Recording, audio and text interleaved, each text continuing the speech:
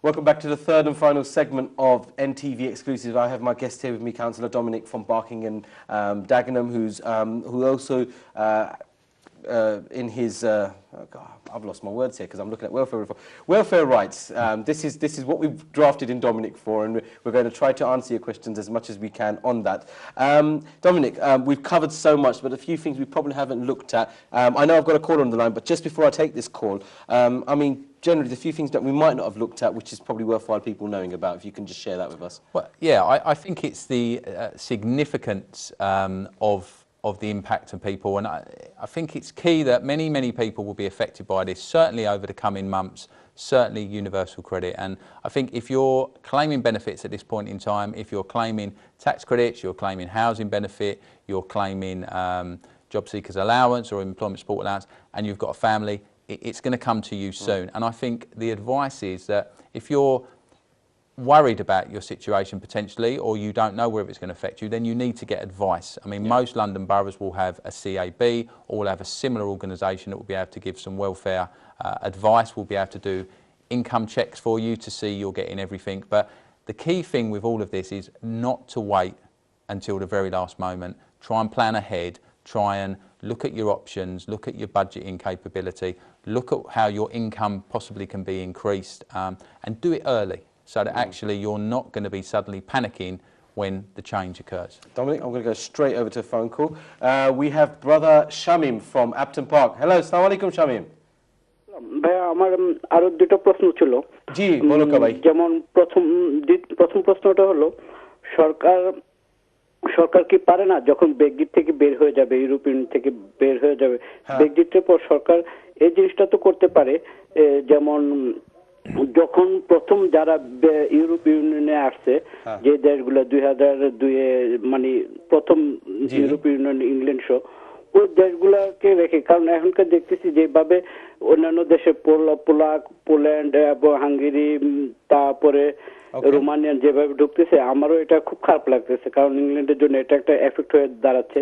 তো সরকার যদি ওইটা করে যে প্রথম যারা আছে তারা থাকতে পারবে, পরবর্তীতে যারা মানে ইউরোপীয় ইউনিয়নে আসছে তাদের জন্য একটা নতুন যদি আইন করে, মানে অর্থাৎ তারা চলে যেতে পারবে, বা এই ধরনের একটা কঠোর মানে কি বলে, মানে আপনি বললেন যে তারা একটা আইন করবে যে মানুষের বাইরে করে দিবে, আমার জন্য ইংল্যান্ডের জন্য ভালো হবে। যদি সবার জন্য করে, মনে করেন আমরা যারা আগে এসেছি সবাই কাজ করতেছি, আমরা ইংল্যান্ডের অর্থনীতির ব্যাপারে আমরা একটা ভালো পর্যায়ে নিয়ে যাচ্ছি।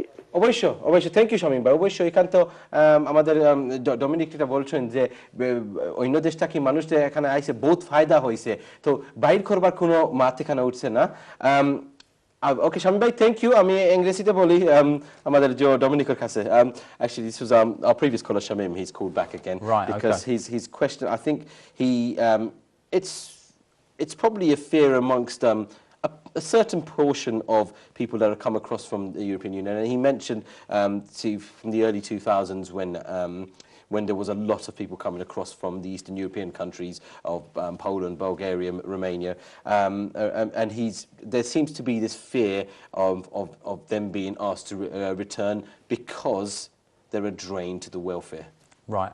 Well, I don't think that's the case personally. I think we talked about the benefits that migrants can bring in terms of the NHS, for example, where we have a huge number of people working now, and I'm not sure how the system would cope should people have to leave. I mean, I was watching, I think, Newsnight either last night or the night before, and I think it's fairly clear to say, you know, I think people who are here should be allowed to stay here, and I think will be allowed to stay here, because I think if people have set down roots and actually have embraced the country, then what would this government be like if they then sort of turn around and really sold these people short?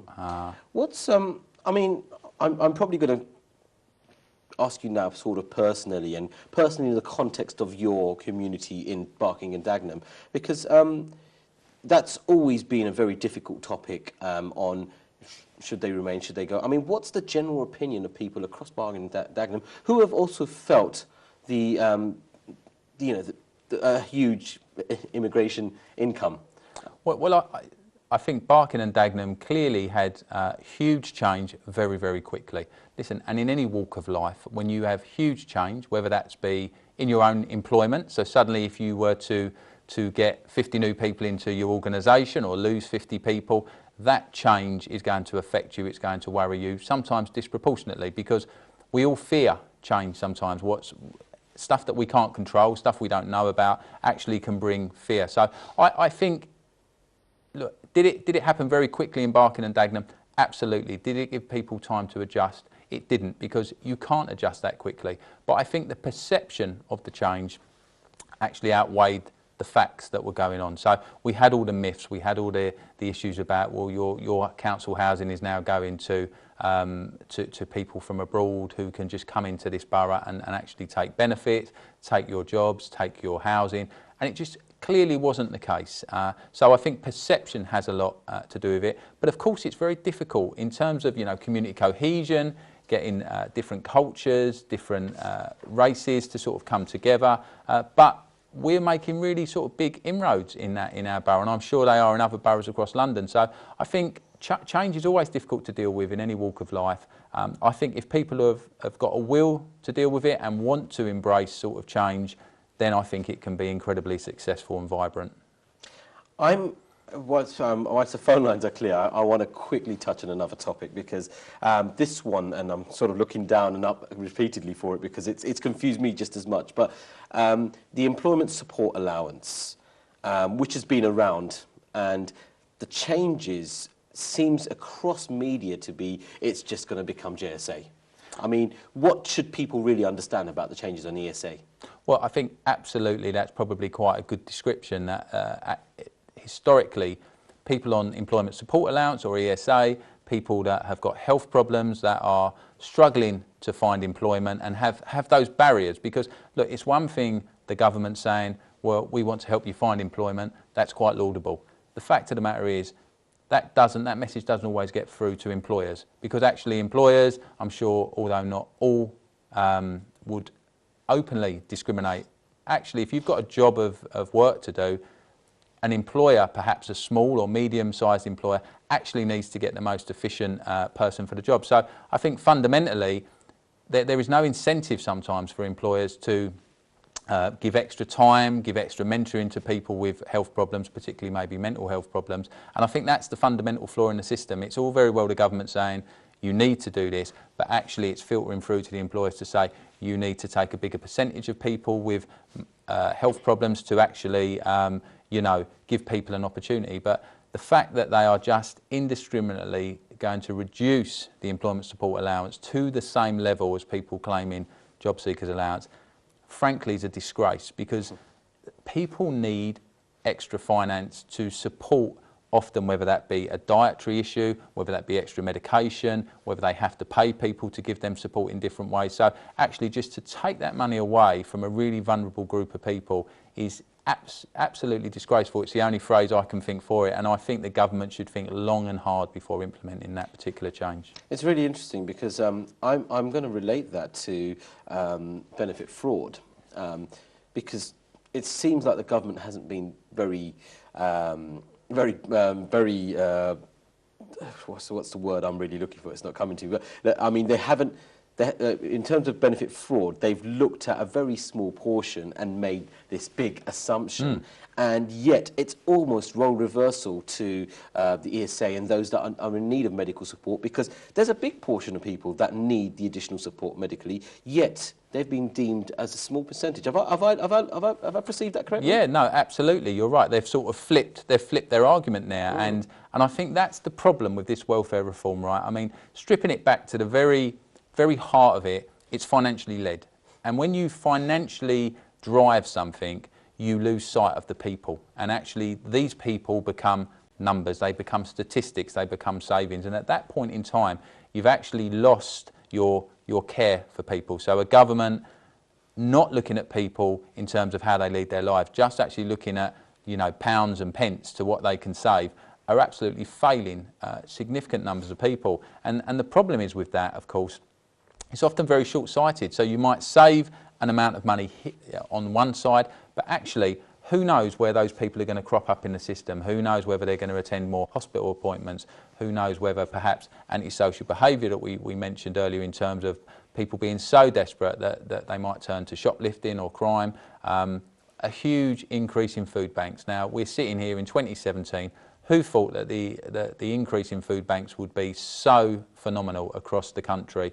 And that's, you know, in the century we're in the times we're in, it's unbelievable that more and more people are forced to go to food banks. And I would say, not people necessarily just on benefits, people working but on low incomes that are struggling to feed their children and pay their extortionate private rent. So I think absolutely the government really, with this welfare reform, needs to pause, take a breath and actually look at the impacts in more detail to actually make the right decisions moving forward. I think statistics, I'd like to just share a bit and just let everyone get a context of what I've quickly researched on. So the governments, when the Chancellor announced back in the summer of 2015 on the welfare budget, he said that he wants to make a £12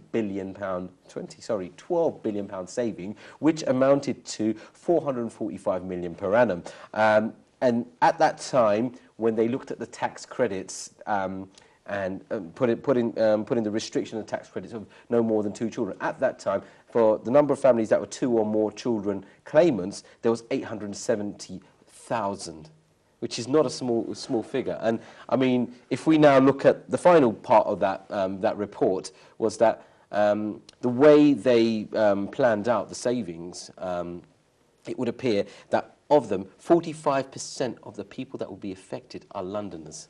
Well, absolutely, and that is the disproportionate way in which London's affected. So, of course, we've all seen higher rents, you know, higher travel costs, etc. Yeah. And the fact of the matter is that, you know, why should we be penalising hard-working families that actually are probably doing a really difficult day's work, probably working long hours, but barely managing to keep their head above water? Because, you know, and it can only get worse in terms of the ultimate answer is that people will have to move to areas where they can afford the rent and they can afford their living costs. But actually there may not be jobs in those areas. So you might be taking hard-working people from London, forcing them to move to an area such as the Midlands or Northampton, because we're not talking about Essex here, we're not talking about outer London, we're actually talking many, many miles away. And actually, perhaps if they can't find employment, then actually they're going to be claiming benefits, but in a different part of the country.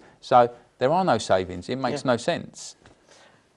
Dominic, I've literally been told we've got a minute left. I can't believe how quickly time flies. I mean, as you can imagine, the viewer base is predominantly Bangladeshi Brits. I mean, if in this 1 minute, if I was to ask you a final message to those people out there, probably predominantly Londoners, what would be your message to them? Well, I think the message is it will affect more people than we imagine. If you are claiming benefits now, or you're on a low income and you're being you're potentially looking like you may have to claim universal credit when the full rollout comes, I think just get advice early. It's never too early to get advice.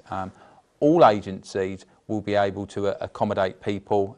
There may be a waiting list because actually demand is massive, but don't wait until it happens and you're forced to deal with an issue in a matter of days or weeks. Get advice now.